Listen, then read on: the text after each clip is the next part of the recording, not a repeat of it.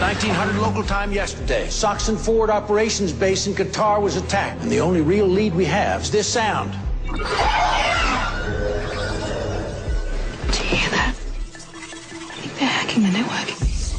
I play a young computer data analyst, and her instinct is really that there is something much more sinister going on than everyone thinks. There's only one hacker in the world who can break this code. Glenn is just a normal, everyday hacker that lives with his grandmother. Like, I will go to jail for the rest of my life for showing you classified. Yes! There's this computer language that no one can seem to decipher, so they come to the smart guy. HR's been tracking all my movements since the last time. You know they almost traced us.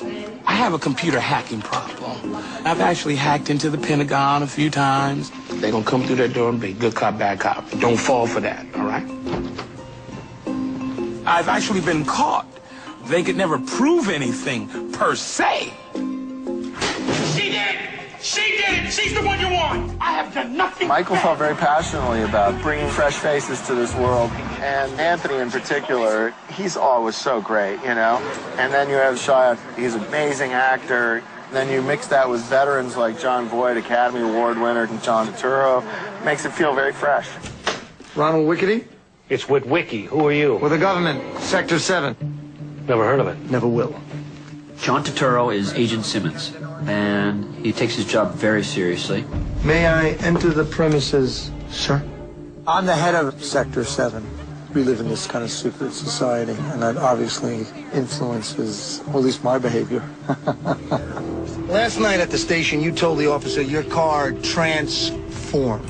This is a total misunderstanding, that my car had been stolen. Really? But it's fine now because it's back. Well, not by itself. Well, no. Because cars don't do that, because that would be crazy.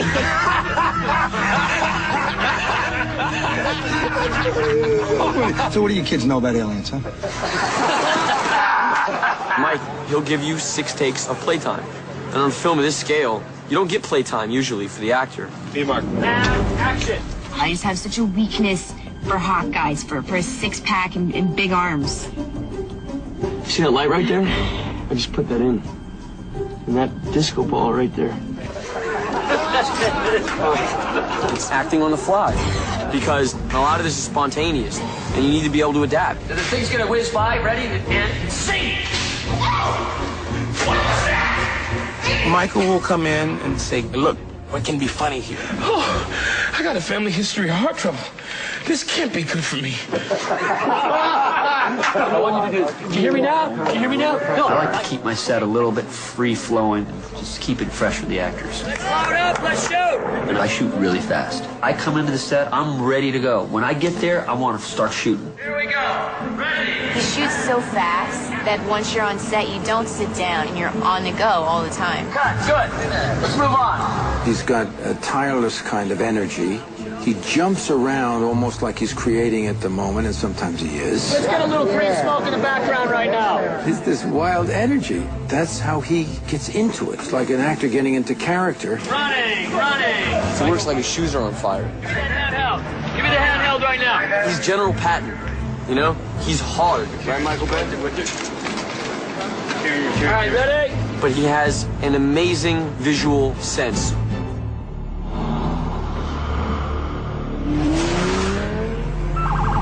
When we started trying to figure out what the Transformers would be, what vehicles we would use, we downloaded every picture of every car that was available. And then we'd bring Michael in and we'd start picking cars. This is what I'm into, this. Right. I opened it up to any car company. I mean, literally thinking from Ferrari to Jaguar. And then I went to GM and I got into where they make their stealthy concept cars. And I saw this car. And what it is a new Camaro. What? And what I liked about it, it kind of had a retro look. It was a muscle car, and I just, right then and there, I knew it was Bumblebee. You got to be really careful with them, because to fix that car is a big deal. You just don't get another Bumblebee fender because there aren't any. All the parts were individually made. All right, let's try to do this. The car is such an important car. They only have 4 of them in the world.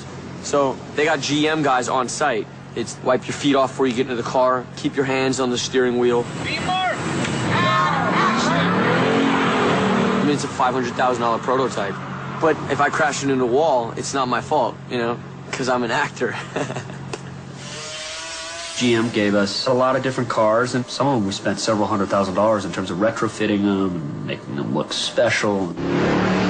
Jazz was based on the Solstice, and we made a hard top for it. We put fairings, we put a little spoiler on the back and some louvers on the hood, and we kind of just jazzed it up a little bit. I saw a picture of a truck, and it was lowered and had flames on it, and I'm like, that's Optimus Prime. This is Optimus Prime here, baby. Good looking truck. The Decepticons are coming. Get out of here! Dear God.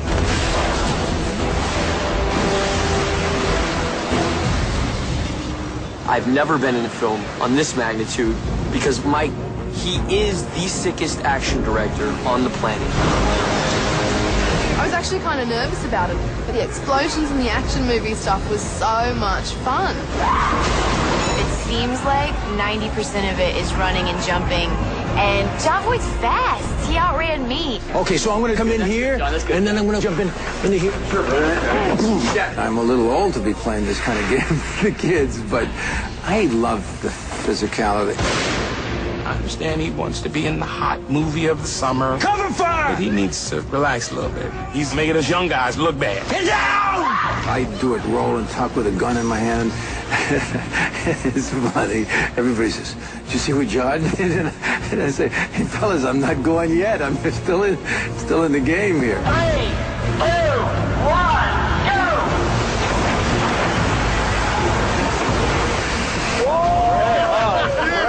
There's a lot of scary on this movie. Mike, he knows how much you can take, but he's gonna push you. Michael put a camera on the ground and it's in a bulletproof box so you don't break the camera and your face is right next to it. And your thinking is, they're protecting the camera, why don't I have a bulletproof box? I put Shia through a lot. We had this scene where he's facing off against Megatron. And I said, Shia, we're gonna put you up there. And he literally has 4 inches to stand and it's 17 stories down. Mike! Yeah? Are these just close-ups? No, they're wide. We see your face. We're showing that it's you up here. Because if it's just close-ups, we can do that anywhere. That's lame. And he goes, I can't do it, Mike. I can't do it. And I'm like, dude, it's like Fear Factor. I'm serious. All right, let's do it. Let's go. Come on, let's go. Ready. Once he said that was a personal challenge, and Shia jumped up on the building and did the sequence. Okay. Ooh. Ooh. Where do we go? Oh. We did it, and I think he loved it, but I gotta tell you, it's scary going out there. The movie's building to a big face-off between the Autobots and the Decepticons, and the humans are caught right in the middle of it. No! They can't hide anymore. Like the war is finally, the stakes are too high, and it's finally spilled out literally into our cities. Retreat! Fall back! This isn't going well. I think the most challenging thing was probably just being downtown and figuring out how to make it wicked in the middle of Los Angeles.